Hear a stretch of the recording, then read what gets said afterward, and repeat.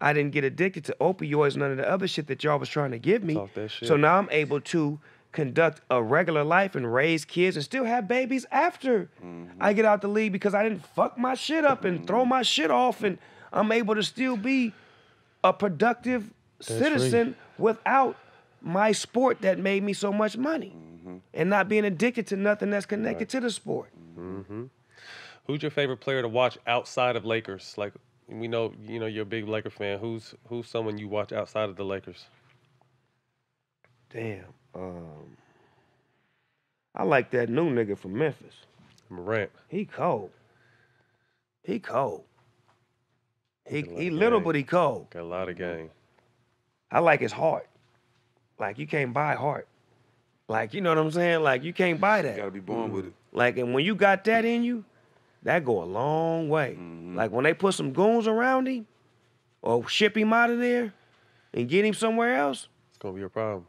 he nasty. He like how Kemba Walker look in Boston. You know, I like, you put him on the team with some niggas that can get down. Now he look good now. And instead out there struggling every night to try to beat 5 niggas by himself. He put up to the Big 3 championship. Yeah. Who that? You. Always. Like, I want you to please tell them from when you walked out the arena to the back to the locker rooms. Please tell them because you stopped somewhere else before you got to me. Let them know how your steps on the way to my locker room. Well, when I walked out, the first locker room I seen was the Victorious team, and they was in there popping champagne and pouring champagne on each other. So I was like, I'm dressed too fly for this shit. So as I continued to walk, my Toucan Sam, nose of mine, my nose always knows because your nose knows, was like, hold on, we need to go down this way. It smelled like we need to be in this area. So we walking and walking. And then somebody say, hey, my nigga Jack and him in there. Oh, that's all I need to hear.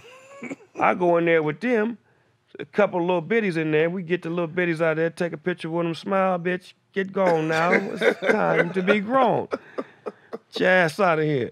Get them out of there, and then we commence to fire. In the Clippers locker room. Woo, woo, woo, woo, woo, fire. So we had the losing team, but we had the championship locker room. It was a emotion too. It was a feeling. Remember the CEO came in there? Yeah, that was dope too. Nah, you made me feel how deep that Come moment on, was. nigga.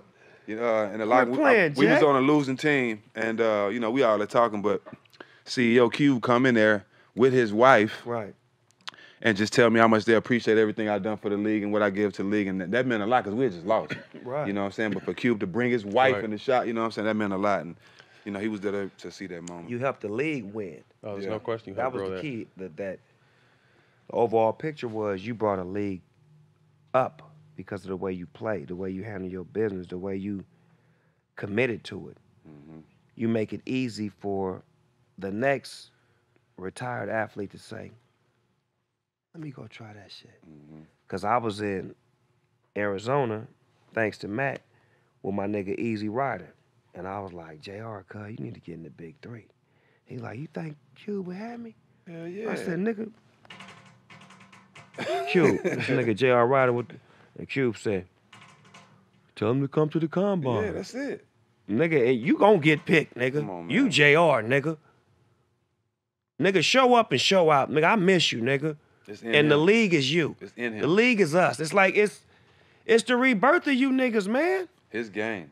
And you can have your great shit, nigga, Catino, Mobley, and motherfucking Mahmoud. Niggas out there grade up. Nigga, go. Mahmoud 50. This us. Hooping. Nigga, this is us, nigga. We can't hide that shit. This us. Yeah. MJ or Kobe? Kobe, man. All-time greatest? All-time greatest. I'm a Laker, man. All-time greatest, Magic. Okay. Give me your top 5 then. Magic, Kareem, Kobe, Jordan, Shaq.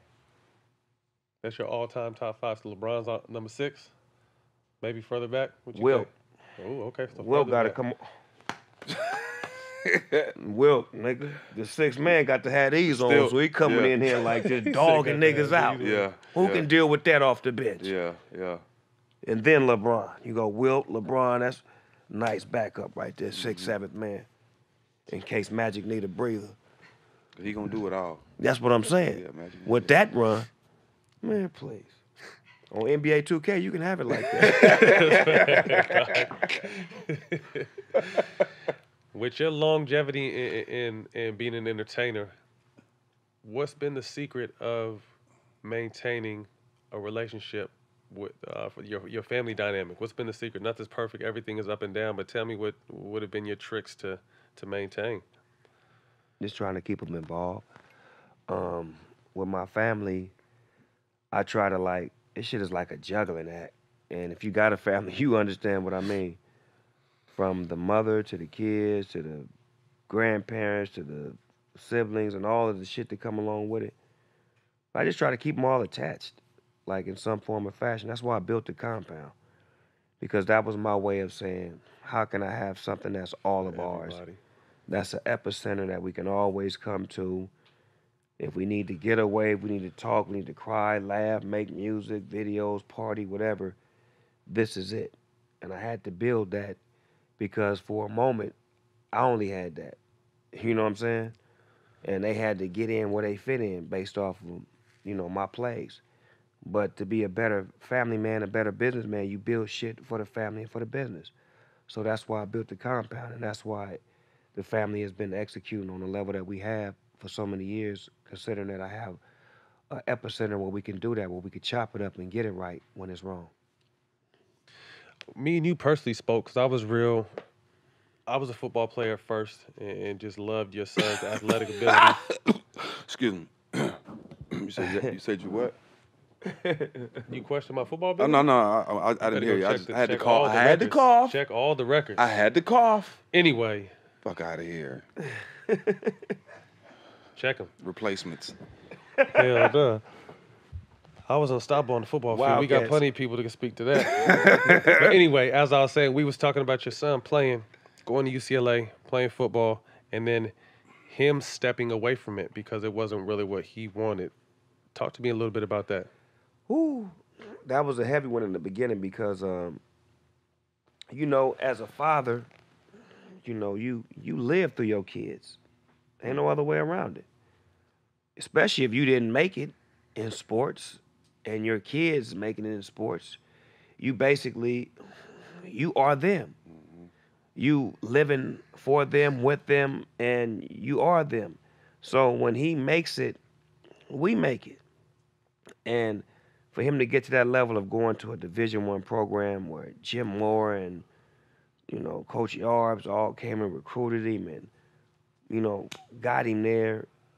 And it's like he's projected to do so many great things and then don't even show up to the first practice and just nowhere to be found. You was excited about it. And I was so excited, even though he chose that school, but I was excited for him because he was finna do his thing. And I knew that when he chose that school, he was gonna have longevity after football. Mm-hmm. So he don't show up, shit going bad. We like 6-7 days into the first week of camp. Finally sit down and catch up to him, and it's like a burden is off his shoulders when he say what he say to me. Like, in so many words, I've been playing for you my whole life. Mm-hmm. Like, and he had. I coached him since he was 6 years old. I made that nigga play. Get your ass out here. And he became good. But I always say in daddy ball, you either gonna make your son the greatest athlete in the world or either gonna hate the fuck out of you. Mm-hmm. Ain't no in-betweens. And I made him the greatest athlete in the world that I could. And I began to see he was gonna hate me. So him pulling back made us do this. Because football was gonna do this.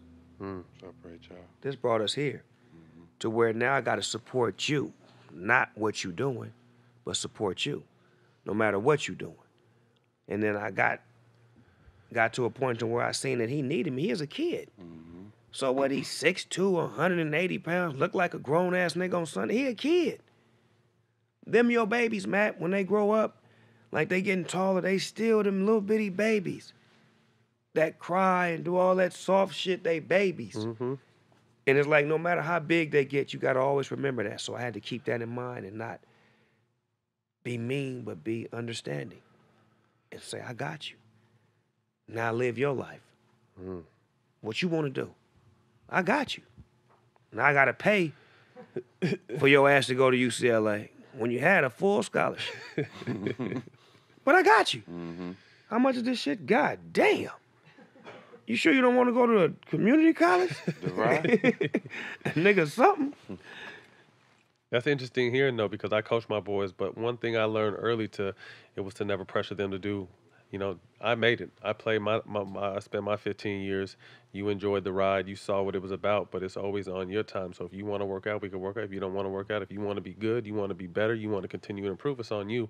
And it finally just turned 11, and they finally, Dad, let's go shoot. Dad, let's go dribble. Let's go do this. Let's go play. And it made me feel good because, like I said, I was never gonna push them. So Man, to hear I coached Cordell at 6 years old and 7 years old. At 8, 9, 10, 11, 12, I stopped coaching him. He was on my team, but I never talked to him. He played wide receiver and he played defensive end. Only time I would talk to him is if I would give him the signal to run the 9 route or to run the slant route. I wouldn't talk to him at all because I seen that he was better getting coached by somebody else. We talked about that. Yeah. And he was better just being my son. On the ride home, we was on some like, They want you to be their homeboy. yeah, nigga, what you want? You want Baja Fresh, nigga, or what? Burger King, what you want, nigga? Nigga don't want to hear, hey, nigga, you know you was supposed to catch that ball, nigga. That X route you ran was wrong, nigga. I told you the Y 4 5 6 2 3 XL left 2 3 5 6 and that. The fuck is all these numbers? Shut the fuck up. Practice is over with, I wanna nigga. hear that. What's your top 3 movies all time? The Mac. Motherfucker, can you buy that? Yes, sir. Don't make me go in the character. Yes, sir. Get into it, Jesse. Nah, I'm cool. I ain't gonna do it right now. Let's see what 2 is. Godfather. And it's got to be an Eddie Murphy movie, cuz it's probably gonna be Trading Places or 48 Hours. Classic. Top 3 movies you played in. Uh, The roles you liked. Training Day.